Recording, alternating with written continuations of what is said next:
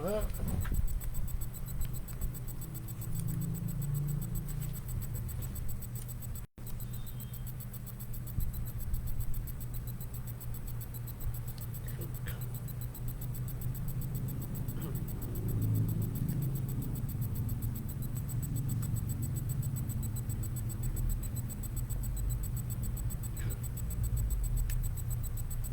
magandang hapon sa inyo lahat. Ito po si Herbert Curia, author, promoter ng Human Rights Promotions. Ang boses ng Human Rights Promotion sa malayang demokrasyang ito, kakibat ang ating pananalig sa ating banal na Panginoon Diyos, banal na Panginoon Kristo at kabayan ng kaliwanagan ni Banal Santa Maria, mula sa isyong ating nakalap at pagbabantay sa mabuting pamamahala, patas na hustisya at karapatang pantao, ay hinggil sa issue ng pagtalaga ng Pangulong Marcos kay Senator Eduardo Angara bilang bagong kalihim ng ating Department of Education. Suportado ng ilang mga mambabatas o ilang senador ang pagkatalaga kay Senator Angara. Welcome din siya sa marami mula sa mga iba't ibang organisasyon, from DepEd din at civil society, particular itong progressive activists yung sa ACT at ilang mga leading group sa sektor ng edukasyon niya. Suportado, maraming sumusuporta sa pagkatalagang ito bilang kalihim ng DepEd kay Senator Angara. Yan. Na isang Pangulong Marcos na pangalagaan ng ating bagong kalihim ang mga teachers.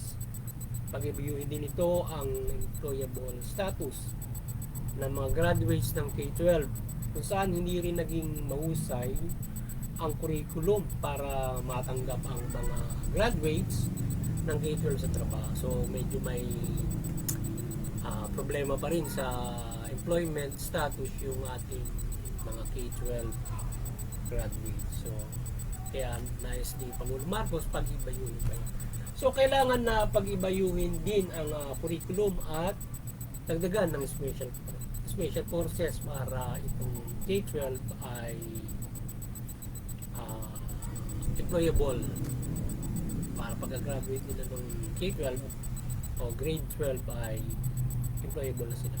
So ngayon ang Human Rights Promotions ay mariing sumusuporta sa mabuting pamamahala, patas na hustisya at karapatang pantao.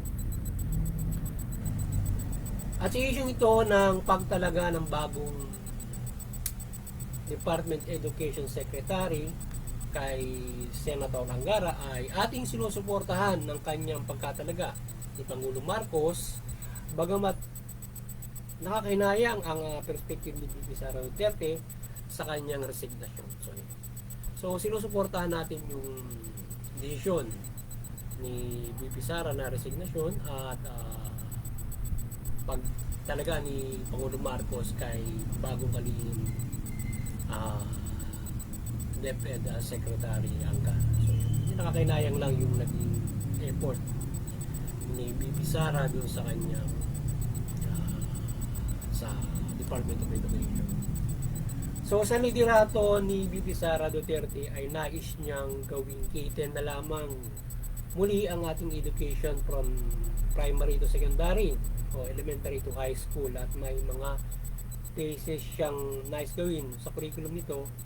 At itong senior high school ay para sa mga nais na lamang itong ipagpatuloy o ito ay ina-assess pa nilang mabuti doon sa panahon niya yung senior high school sa K-12.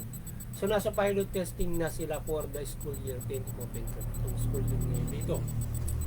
So dito naman sa K-12 mahusay din ang curriculum nito hanggang sa senior high school na may vocational course ito na kukumpletuhin for how many hours. So yun, yung K-12 maganda rin yung maganda yung curriculum ng K-12 doon sa senior high school kasi doon ay mapapanday o magkakaroon ng kumbaga man ay advance for the technological knowledge yung ating mga estudyante and other courses na isasama doon sa senior high school, kung saan ay maraming vocational na po pwede na maging kaalaman na agad ng ating mga estudyante bago sila gumraduate.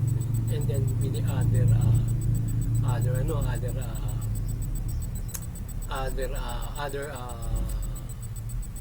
course aside from the vocational na napagpipilian nila doon sa 2 years na yon. So itong vocational courses ng senior high school, ang mahusay dyan for employment at ang mga estudyante ay marunong agad at trained and skilled in technical knowledge. So yun yung magiging kumbaga man parang mandatory agad na yung ating estudyante magpamimili para masanay na agad doon sa high school. So ang kagandahan pa yung high school, di ba, free naman yan sa public school.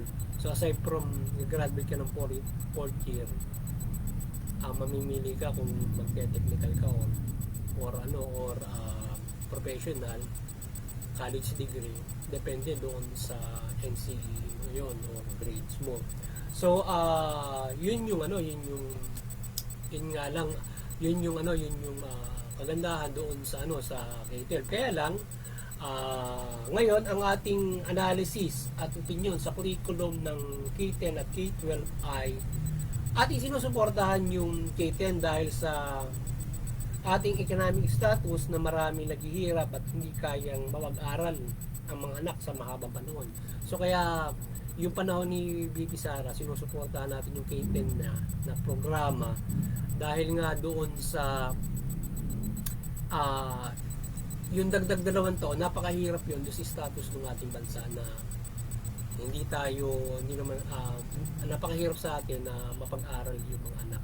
So yung nga lang pang araw-araw na idahos mo, yung kakainin mo ay medyo nag-iikahos yung ating ilang mga kabuhayan.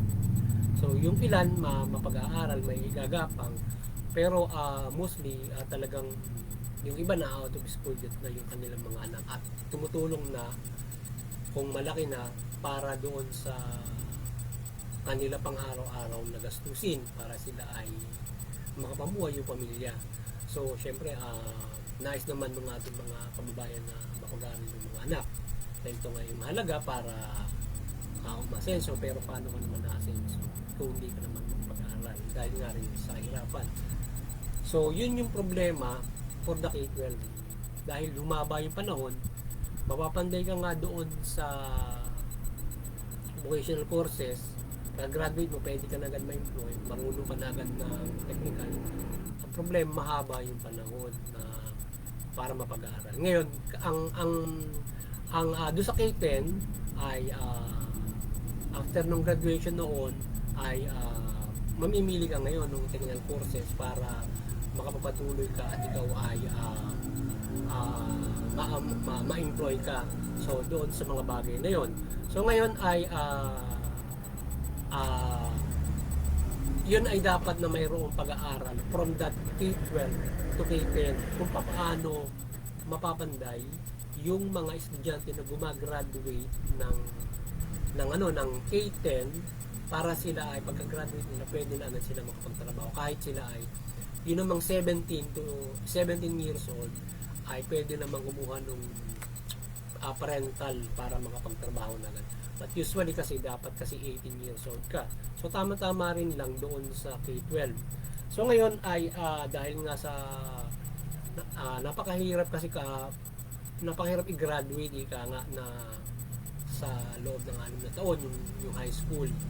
Sa 4 year graduate ka kaagad. Ngayon, pag-aaralan yung magandang pag-aaralan yung curriculum, yung vocational courses na yon na kinukuha doon sa senior high school, pwedeng i-adapt naman doon sa K-10. So yun yung ating sinasaboses sa pamahalaan kung paano pag-iibayuhin yung curriculum within a small time frame, pero hitik na hitik ka naman sa talino at pwede ka pang ma-employ. So yun yung ating gustong nilalapit natin sa pamahalaan para pag-aralang mabuti yan. So ngayon, ang ating suggestion sa curriculum dyan ay itong vocational courses ng K-12 ay pag-aralan kung paano ma-absorb at maisasama ito sa K-10 para hindi mahaba ang panahon nagugugulin sa K-12. So, yun yung ating suggestion kay Senator Angara. Pag-aralan niya yung curriculum na sinasabi niya sa K-12, sa K-10. So, how yung senior high school na nakukuha nilang edukasyon doon, i-adapt doon sa K-10, like vocational courses, para mapanday na agad. Kagaya ng ilang eskwelahan din sa atin na mayroon ng mga ganyang klase ng mga curriculum na sila'y nasasanay na agad doon sa vocational courses pagka-graduate nila ng high school. So pwede na sila magtrabaho kahit 17 to 18 ng mga technical knowledge. Pwede na silang mekaniko, technician. So yan. So sa dating 4 na taon na high school, kung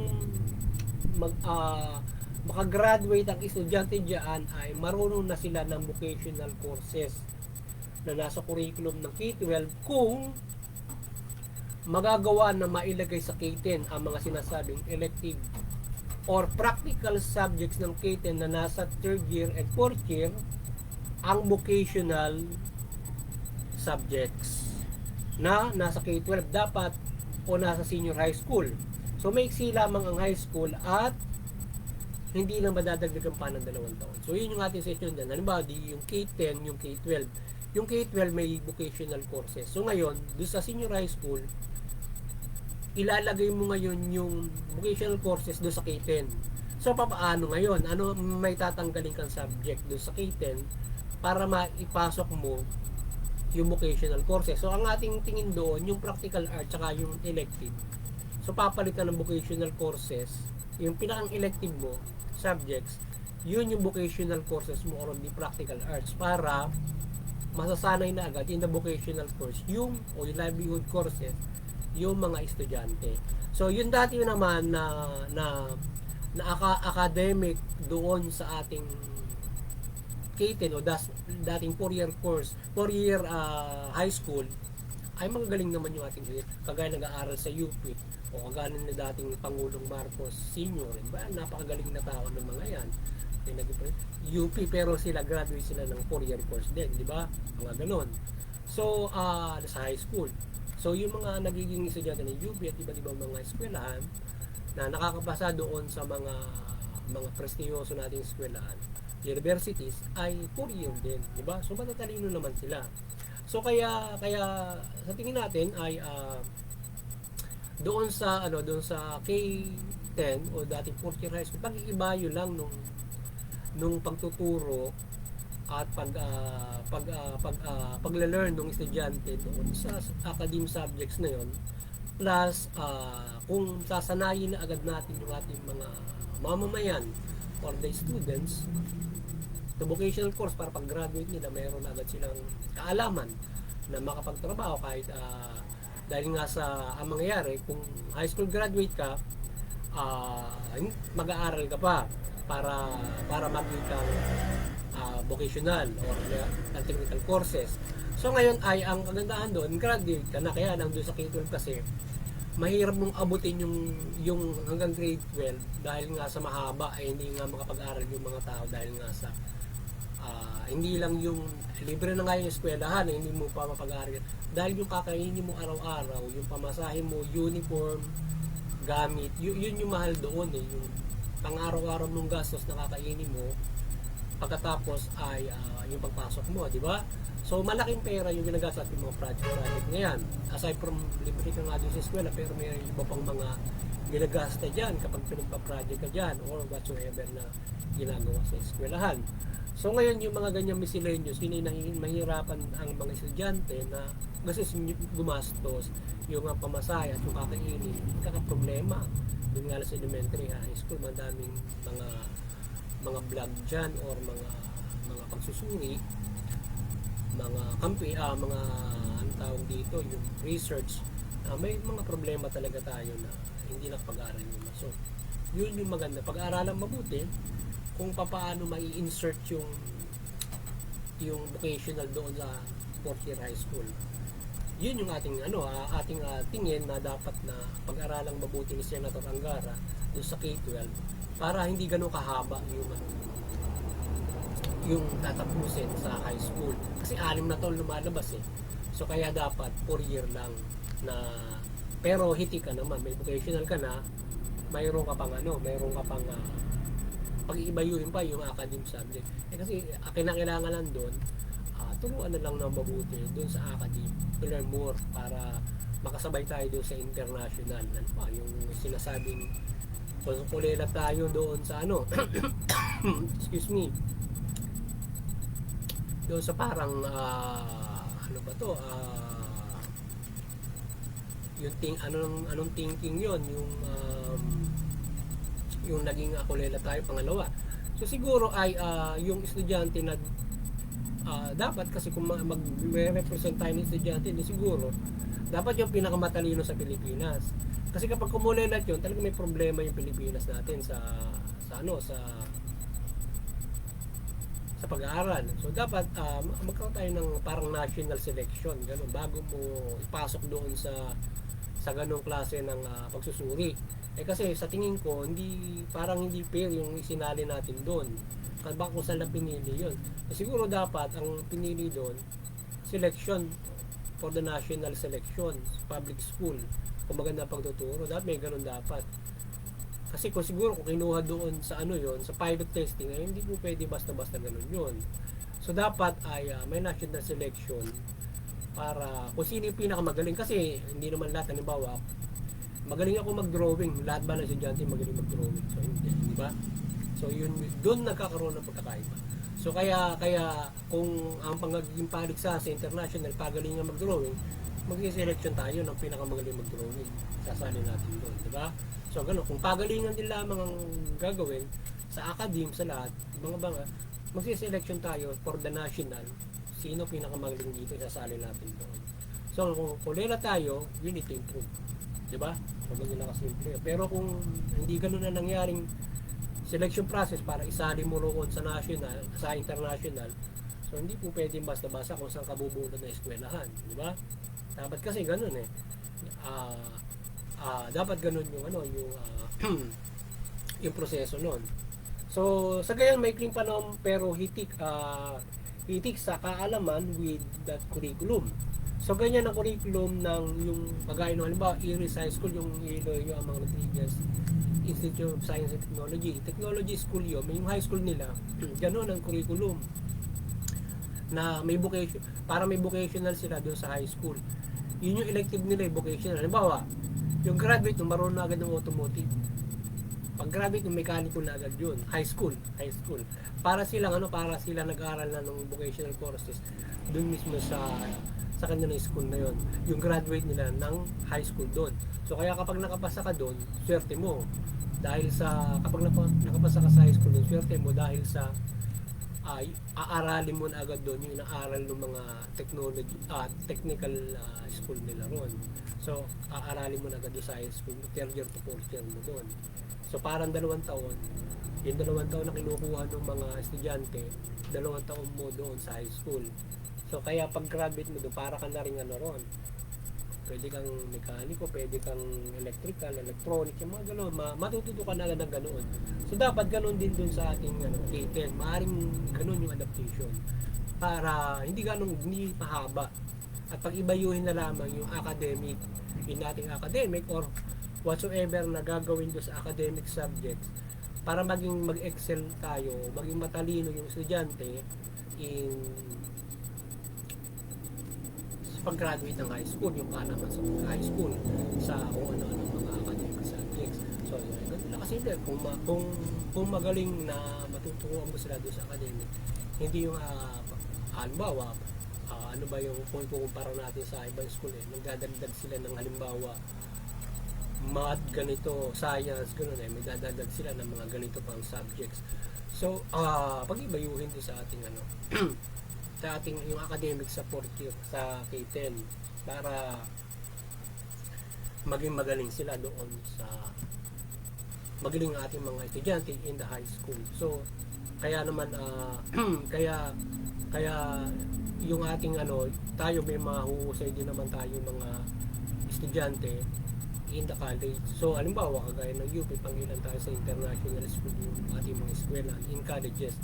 So makikita naman doon at yung mga graduates natin dyan. So hindi naman nahuhuli yung graduates natin in colleges compared to other school. Pero 4 year dati yun, di ba? So ngayon ay kung galing ka ng K-12, so paano masasabi ngayon na halimbawa yung bang ating nag-advance ba yung ating halimbawa UP, iba't ibang mga prestiyosong eskwelahan and international na pinakamagaling na ba sila dahil because yung kanila mga estudyante gumraduate ng K-12, diba? Parang ganun. So we hope ma-review at mapag-usay ng mabuti ng ating bagong DepEd Secretary Angara ang edukasyon sa bansa at kanyang tingnan ng ating ekonomiya in relation to education na sino lamang maaari makapag-aral sa ating estado ng pamumuhay. So yun yung ating pinupunto ron. Nara-rationalize natin dito ay yung ekonomiya na kung maganda naman yung kung standard naman yung ating ating pamumuhay, kung meron tayong standard, yung human rights standard, mapag-aaral natin yun with the help of the free education o libreng edukasyon. So mapapag-aaral natin within that kind of education learning na K-12. So mahirap sa ating pamumuhay na maabot ang K-12 ng maraming mamamayan, lalo na naghihirap o nasa poverty line. Kailangan ng edukasyon bilang solusyon sa kahirapan. Subalit dahil sa kahirapan, hindi makapag-aral o magkaroon ng edukasyon ang maraming mamamayang Pilipino. So anong solusyon ng pamahalaan diyan? So yun ang problema ngayon, di ba? So yung edukasyon solusyon sa kahirapan, paano ka naman magkaka-edukasyon kung sa mahirap ka, di ba? Hindi ka makapag-aral. So yun ang problema, anong solusyon? So kaya nga ang ginagawa nila solusyon K-12 medyo in relation to economy, problema mo makagraduate dun dahil nga sa naghihirap. So yun. Kaya ano ba yung ibang ngayon nga problema, kailangan mo mamigay ng problema sa inflation di ba? Kailangan natin ng iba yung social services para makapabuhay yung tao. Pag-aral ba kaya, di ba? Hindi na nakakainin problema na natin issue, di ba? So dami tulong ngayon ng gobyerno doon sa mga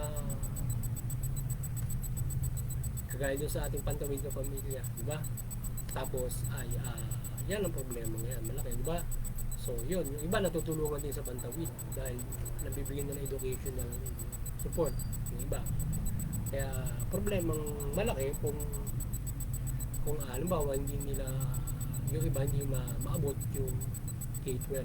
So sana yung mga natusuportahan na mga kababayan natin na talagang lahat ay na scout na dapat maisali doon sa pantawid ka pamilya, yung mga talaga naghihirap at mapapag-aral pa rin nila anak dahil about attitude at saka yung kanya nakakain mga tutulong. So maaari na yung ating K-12 mag-graduate nila. So kaya gumawa ng iba yung pang solusyon yung ating gobyerno para yung K-12 makaya or ibalik yung K-10 at yung ating section isang magandang solusyon yun para yung K-10 mo maiksing panahon pero may vocational knowledge ka na and then pang iba yun ng mga academics. So graduate ka, magaling ka, may vocational knowledge ka pa, diba? So ganun lang simple yun. So boses natin na gawin ng ating bagong DepEd Secretary Angara na maging matalino ang mga estudyante nagagraduate sa maikling panahon o sa K-10 lamang at sila ay hitik pa sa vocational or livelihood knowledge as stated. So inaasahan natin ang galing ng ating bagong DepEd Secretary Angara na kanyang maisip ang kalagayan ng bansa in economy para pag-usayan niya ang edukasyon sa ilang taon na pag-aaral. So ang pagmamatch din ng college courses sa ating industry. So yun, kanya din tingnan yung mga curriculum ng colleges. Ano ba yung offer na courses, meron bang landing job yan sa industry natin o paano yung course na yung offer, sila yung magpapasimula anong industry na yan sa atin, natutulungan ba? Halimbawa, isusorby mo ang course mo ay industrial na ganito, So yung bang gumraduate ng industrial lang nila, nakapag-ibayo ba sila ng industrial industry sa ating bansa? Halimbawa, walang puhunan, gano'n, hindi, yung graduate hindi rin nakapag-ibayo. So, tapos yung ibang graduate, graduate ka ng nurse, na-accommodate. Yung ilan, pwedeng mag-abroad. Nagagawa ba ng ating, ganun ba nangyayari? So, dapat tingnan mabuti rin yun. At mostly, kung paano, halimbawa, hihikayatin at kung paano magdadagdag ng industriya pag-ibayo para yung mga courses offered, mayroong landing job agad dyan. At kung sila ay nakapag-iibayo doon sa kanilang mga courses. Kasi halimbawa, nurse, usually, pag nurse, may magtatrabaho ka talaga sa mga hospital. Kasi, bihira yung, kung ikaw ay graduate ng nurse, magtatayo ka ng sarili mong clinic or sarili mong hospital. Diba? Or kung ikaw ay graduate ng doktor, magtatayo ka ng sarili mong clinic or sarili mong hospital. So, iilan lang nakakagawa, no? If all of them are employed doon sa mga hospital, halimbawa mga gano'n, or may sarili clinic. Pero, may ibang mga courses kasi, kailangan i-employ ka, di ba? Hindi mo kayang talaga na ikaw ay magtayo ng sariling negosyo at your courses. At meron namang courses, ikaw yung magpapasimula ng industriya na yon. Halimbawa, ganito yung courses mo. You have to put a business for the industry for that. So, tingnan nilang Defense Secretary kung itong mga courses na ito, nag-ibayo, nakapagtayo sila ng mga ganong industriya sa bansa. Kung gano'n, ipagpapatuloy. Pero tingnan din mabuti yung courses, ito may landing job. May isang problema rin yan na sinasabi for the landing job. Diba? Yung courses mismatch. So ngayon, kung itutuloy ang senior high school sa K-12, dapat may allowance sa mga estudyante para makatulong ito sa kanilang pag-aaral at pamumuhay. Hindi ba sa libre lang ang pag-aaral dahil libre talaga naman yung public school. Siguro ay certain equal allowance monthly ay malaking tulong sa pagkain at pamasahe ng mga mag-aaral sa senior high school. So kaya ng pamahalaan yan sa senior high school allowance na nasa mga 2.7 million yung ating na-research na nag-i-enroll sa senior high school public, di ba? So mga usual enrolled in public school. So ang siguro yung mga 1,000 allowance ng senior high school, malaking tulong na sa pamasahe at pagkain ng mga estudyante. So buwan-buwan, bigyan na ng allowance 1,000 per student for 2.7 million na estudyante. Magkano lang yan kung 1,000? So 2.7 billion lang. Kaya-kaya ng gobyerno 2.7 billion for 1,000 allowance. Pwede dagdagan pa.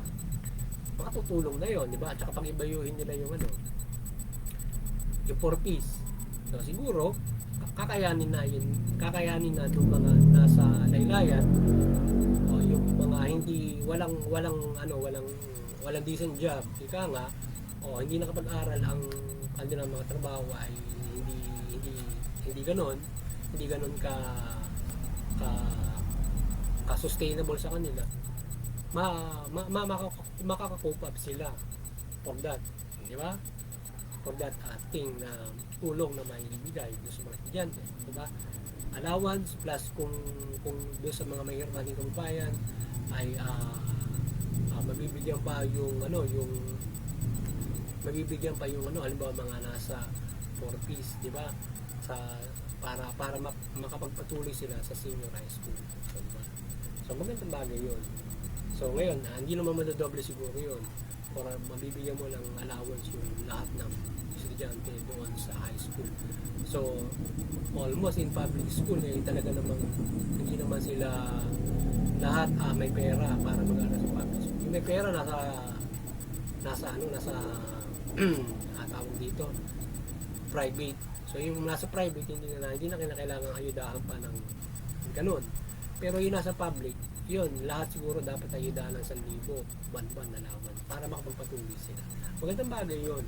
Hindi lang yung mga qualified na mahihirap. Halimbawa, nasa 4 piece ka, yung anak mo mag-aaral doon, mabagyan mo allowance sa libo.